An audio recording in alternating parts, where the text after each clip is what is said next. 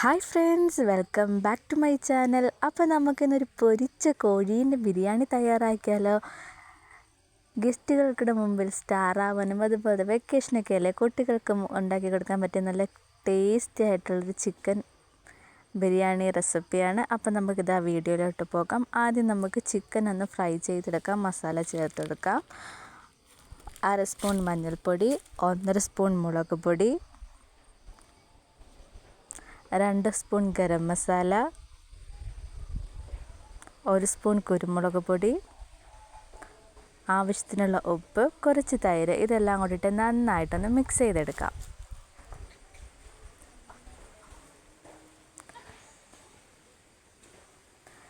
Mix ചെയ്തെടുത്തതിലോട്ട് നമുക്ക് ചിക്കൻ്റെ pieces ഓരോന്നായിട്ട് ഇട്ട് കൊടുക്കാം. കഴുകി വൃത്തിയാക്കി വെച്ചേക്കുന്ന ചിക്കൻ പീസാണ്, അതായിട്ട് എടുത്തിട്ടുണ്ട്.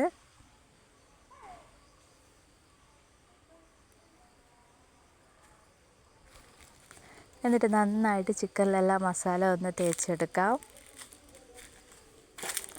എന്നിട്ടതൊരു 10-15 മിനിറ്റ് ഒന്ന് റെസ്റ്റ് ചെയ്യാൻ വയ്ക്കാം. മസാല നന്നായിട്ടൊന്ന് ചിക്കനിലോട്ട് പിടിച്ച് വരട്ടെ. ആ സമയം കൊണ്ട് നമുക്ക് അണ്ടിപ്പരിപ്പും മുന്തിരിയും അതുപോലെ തന്നെ സവാളയും കൂടെ ഒന്ന് ഫ്രൈ ചെയ്തെടുക്കാം.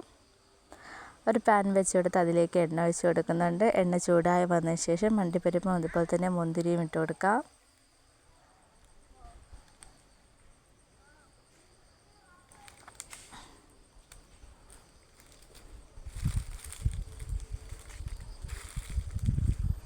എന്നിട്ട് നന്നായിട്ടൊന്ന് ഫ്രൈ ആയെടുക്കാം. അപ്പോൾ മൂത്ത് വന്നിട്ടുണ്ട്. ഇത് നമുക്കിതൊന്ന് കോരി മാറ്റി കൊടുക്കണം. അതുപോലെ തന്നെ സവാളയും കൂടെ ഒന്ന് ഫ്രൈ ചെയ്തെടുക്കാം. നമ്മൾ ചിക്കൻ കറിയിലും സവാളയാണ് ചേർത്ത് കൊടുക്കുന്നത്. ഫ്രൈ ചെയ്ത സവാളയാണ് നമ്മൾ ചേർത്ത് കൊടുക്കുന്നത്.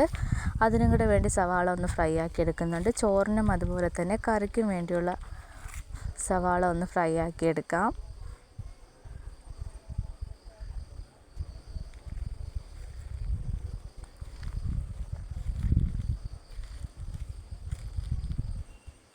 അപ്പോൾ സവാള ഒന്ന് ഫ്രൈ ആയിട്ട് വന്നിട്ടുണ്ട്. കോരി മാറ്റി കൊടുക്കാം.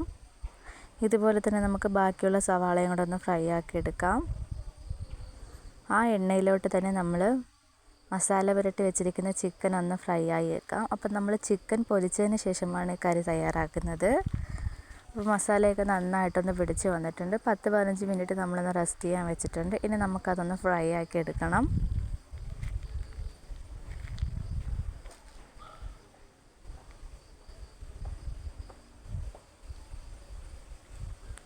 അപ്പോൾ ഇതിൻ്റെ ഒരു സൈഡ് ഒന്ന് മൂത്ത് വന്നിട്ടുണ്ട്. ഇനി ഒന്ന് തിരിച്ചിട്ട് കൊടുക്കാം. നന്നായിട്ട് ഫ്രൈ ആക്കി എടുക്കുന്നുണ്ട്. നന്നായിട്ടൊന്ന് മൊരിഞ്ഞ് വരണം, എന്നാലേ ആ കറിക്ക് ഒരു ടേസ്റ്റ് കിട്ടത്തുള്ളൂ.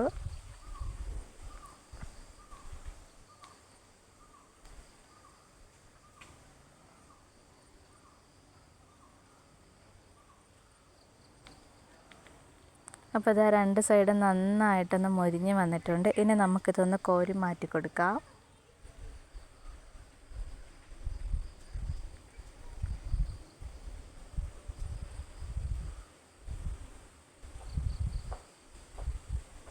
ഇതുപോലെ തന്നെ നമുക്ക് ബാക്കിയുള്ള ചിക്കനും കൂടെ ഒന്ന് പൊരിച്ചെടുക്കാവുന്നതാണ്. അപ്പോൾ ബാക്കിയുള്ളതും ഒന്ന് മൂത്ത് വന്നിട്ടുണ്ട്. അതിൻ്റെ ഒരു സൈഡും അതിൻ്റെ 2 സൈഡും നന്നായിട്ടൊന്ന് മൂത്ത് മൊരിപ്പിച്ച് കോരിയെടുത്ത് മാറ്റി കൊടുക്കാം. ഇതിൻ്റെ എല്ലാ സൈഡും നന്നായിട്ടൊന്ന് മൊരിഞ്ഞ് വരണം. ഇതും ഒന്ന് കോരി മാറ്റി കൊടുക്കുന്നുണ്ട്. ഇനി നമുക്ക് കറി തയ്യാറാക്കിയെടുക്കാം. അതിനായി നമ്മൾ ആ ചിക്കൻ ഫ്രൈ ചെയ്ത എണ്ണയിലോട്ട് ഇഞ്ചി, വെളുത്തുള്ളി, പച്ചമുളക്, കുറച്ച് ഉള്ളി, ഇതെല്ലാം കൂടെ ഒന്ന് ചതച്ചെടുത്തിട്ടുണ്ട്. പേസ്റ്റാക്കി എടുത്തിട്ടില്ല, നമ്മളൊന്ന് ചതച്ചാണ് എടുത്തിരിക്കുന്നത്. എന്നിട്ട് അത് നന്നായിട്ടൊന്ന് ഇളക്കി കൊടുക്കാം. അതൊന്ന് വഴണ്ട് വരുമ്പോൾ അതിലേക്ക് 2 തക്കാളിയാണ് എടുത്തിരിക്കുന്നത്. തക്കാളി ചെറുതായിട്ട് ക്യൂബ്സായിട്ട് കട്ട് ചെയ്തത്, അതും കൂടെ ചേർത്ത് നന്നായിട്ടൊന്ന് ഇളക്കി കൊടുക്കാം. ഇനി ഈ തക്കാളിയൊക്കെ നന്നായിട്ടൊന്ന് വെന്ത് ഉടഞ്ഞ് വരണം. ഇനി ഇതിലേക്ക് കുറച്ച് കറിവേപ്പില കൂടി ചേർത്ത് കൊടുക്കുന്നുണ്ട്. കറിവേപ്പില കൂടി ചേർത്ത് നന്നായിട്ടൊന്ന് ഇളക്കി കൊടുക്കാം. തക്കാളി നന്നായിട്ടൊന്ന് വെന്തുടഞ്ഞ് വന്നതിന് ശേഷമാണ് നമ്മൾ ഇതിലേക്ക് മസാലകൾ ചേർത്ത് കൊടുക്കുന്നത്. അപ്പോൾ തക്കാളിയൊക്കെ നന്നായിട്ടൊന്ന് വെന്ത് ഉടഞ്ഞ് വന്നിട്ടുണ്ട്. ഇനി പൊടികൾ ചേർത്ത് കൊടുക്കാം. 1/2 സ്പൂൺ മഞ്ഞൾപ്പൊടി ചേർത്ത് കൊടുക്കുന്നുണ്ട്. 1/4 സ്പൂൺ മുളക് പൊടി, കാശ്മീരി ചില്ലിയും നോർമൽ മുളകും കൂടെയാണ് ചേർത്ത് കൊടുക്കുന്നത്. 1/4 സ്പൂണാക്കി. 1 സ്പൂൺ കുരുമുളക് പൊടി, 1.5 സ്പൂൺ ഗരം മസാല, 1 സ്പൂൺ മല്ലിപ്പൊടി, ഇതെല്ലാം കൂടെ ചേർത്ത് നന്നായിട്ടൊന്ന് ഇളക്കി കൊടുക്കുന്നുണ്ട്.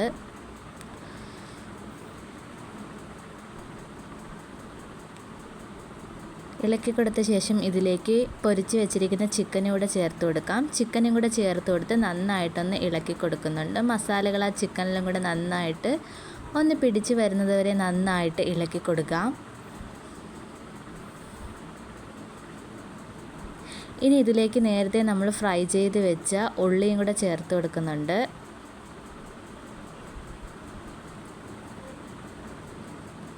ഉള്ളിയും കൂടെ ചേർത്ത് നന്നായിട്ടൊന്ന് ഇളക്കി കൊടുക്കാം.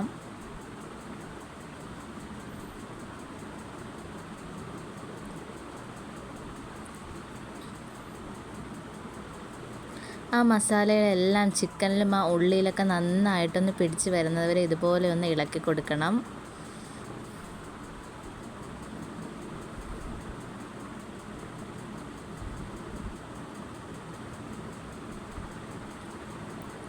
ഇനി നമുക്കിതിലേക്ക് ആവശ്യത്തിനുള്ള ഉപ്പ് കൂടെ ചേർത്ത് കൊടുക്കാം. ചിക്കനിൽ ആവശ്യത്തിന് ഉപ്പുണ്ട്. നമുക്ക് ആ ഗ്രേവിയിലും കൂടെ പിടിച്ച് വരാനുള്ള ഉപ്പും കൂടെയാണ് ചേർത്ത് കൊടുത്തിരിക്കുന്നത്. ഇനി ഇത് ഇവിടെ കിടന്ന് ഒന്ന് തിളച്ച് വരട്ടെ. ആ സമയം കൊണ്ട് നമുക്ക് ചോറൊന്ന് വേവിച്ചെടുക്കാം. ഒരു ചട്ടി വെച്ചെടുത്ത് അതിലേക്ക് നെയ്യ് ഒഴിച്ചു കൊടുത്തിട്ടുണ്ട്. പിന്നെ അതിലേക്ക് കുറച്ച് സൺഫ്ലവർ ഓയിലും കൂടെ ഒഴിച്ചു കൊടുക്കുന്നുണ്ട്. പിന്നെ അതൊന്ന് ചൂടായി വരുമ്പോൾ പട്ട, ഗ്രാമ്പു, ഏലക്ക, തക്കോലം, ബേ ലീഫ്, അതുപോലെ തന്നെ സവാള ഇതെല്ലാം കൂടെ ചേർത്ത് നന്നായിട്ടൊന്ന് ഇളക്കി കൊടുക്കാം. ഇതൊന്ന് മൂത്ത് വരുമ്പോൾ ഇതിലേക്ക് നമുക്ക് വെള്ളം ചേർത്ത് കൊടുക്കാം. ഒരു ഗ്ലാസ് അരിക്ക് 1.5 ഗ്ലാസ് വെള്ളമാണ് നമ്മൾ വെച്ച് കൊടുക്കുന്നത്.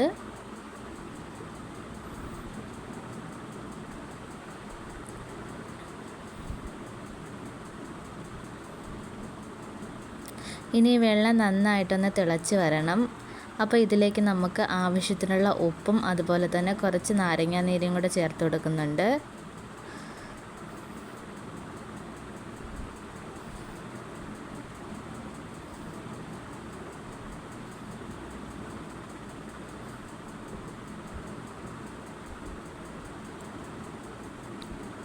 വെള്ളം നന്നായിട്ടൊന്ന് തിളച്ച് വന്നതിന് ശേഷം അതിലേക്ക് നമുക്ക് അരി ചേർത്ത് കൊടുക്കാം.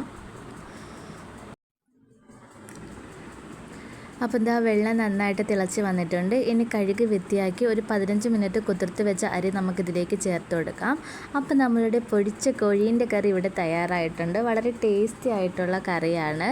ഇനി നമുക്കിതൊന്ന് ഫ്ലെയിം ഓഫ് ചെയ്യാം. നന്നായിട്ട് എണ്ണയൊക്കെ തെളിഞ്ഞ് നല്ലൊരു ഗ്രേവി ആയിട്ട് വന്നിട്ടുണ്ട്. ഇനി ഫ്ലെയിം ഓഫ് ചെയ്ത ശേഷം ഇതിലേക്ക് നമുക്ക് കുറച്ച് മല്ലിയിലയും കൂടെ ചേർത്ത് കൊടുക്കാം. എന്നിട്ടൊന്ന് ഇളക്കിയെടുക്കാം. അപ്പോൾ ഇതാ കാണുമ്പോഴേ വായിൽ വെള്ളം ഊറുന്ന ഒരു കറിയാണിത്. ബിരിയാണിക്ക് നല്ല ടേസ്റ്റാണ് ഈ പൊരിച്ച കോഴിക്കറി. അപ്പോൾ നമ്മളുടെ റൈസ് എന്താ വെന്ത് വന്നിട്ടുണ്ട്. ഇനി നമുക്ക് ഇതിനകത്ത് കുറച്ചൊന്ന് കോരി മാറ്റി കൊടുക്കാം. എന്നിട്ട് ഇതൊന്ന് ദം ചെയ്ത് കൊടുക്കണം.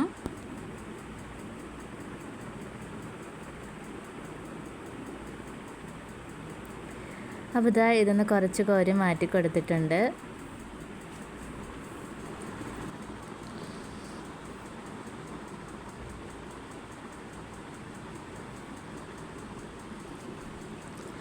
ഇനി നമുക്ക് നമ്മുടെ പൊരിച്ച കോഴിക്കറി ഇതിലേക്ക് വെച്ച് കൊടുക്കാം.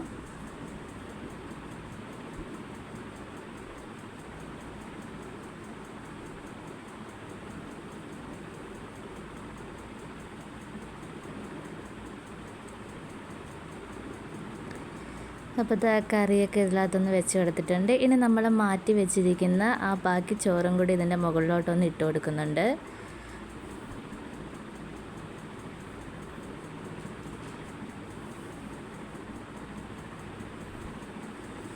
ഇതുപോലെ ഒന്ന് നിരത്തിയെടുക്കണം. എന്നിട്ട് അതിലേക്ക് നമ്മൾ നേരത്തെ ഫ്രൈ ചെയ്ത് വെച്ചിരിക്കുന്ന അണ്ടിപ്പരിപ്പും മുന്തിരിയും സവാളയും കൂടെ അതിൻ്റെ മുകളിലോട്ട് ഇതുപോലെ ഒന്ന് ഇട്ട് കൊടുക്കാം.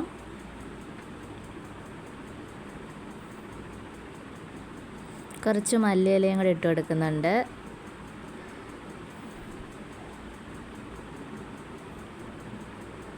ഇനി ഇതിലേക്ക് കുറച്ച് നെയ്യും കൂടെ വീത്തി കൊടുക്കുന്നുണ്ട്. ആ നെയ്യുടെ ഒരു ഫ്ലേവർ കൂടെ വരുമ്പോൾ നമ്മുടെ ബിരിയാണിക്ക് നല്ലൊരു ടേസ്റ്റാണ്. നെയ്യും കൂടെ ഒഴിച്ചു കൊടുത്ത് ഒരു 10 മിനിറ്റ് നമുക്കൊന്ന് ദം ചെയ്തെടുക്കാം. ഒന്ന് ചൂടാക്കിയെടുക്കാം. അപ്പോൾ ആ 10 മിനിറ്റ് കഴിഞ്ഞ് നമ്മളൊന്ന് ദം പൊട്ടിച്ചിട്ടുണ്ട്. നല്ല പൊരിച്ച കോഴീൻ്റെ ബിരിയാണി ഇവിടെ തയ്യാറായിട്ടുണ്ട്. നല്ല ടേസ്റ്റി ആയിട്ടുള്ള ബിരിയാണിയാണ്. ഇനി നമുക്കൊരു പ്ലേറ്റിലോട്ട് ഇത് മാറ്റി കൊടുക്കാം.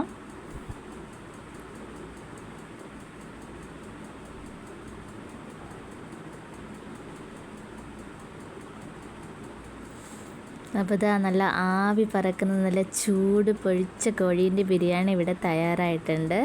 ഒന്ന് ട്രൈ ചെയ്ത് നോക്കണം. അതുപോലെ തന്നെ ഫീഡ്ബാക്ക് അറിയിക്കാനും മറക്കല്ലേ. ഇഷ്ടപ്പെട്ട ചാനൽ ഒന്ന് സബ്സ്ക്രൈബ് സപ്പോർട്ട് ചെയ്യണേ. അതുപോലെ തന്നെ ലൈക്ക് ചെയ്യാനും ഷെയർ ചെയ്യാനും മറക്കല്ലേ.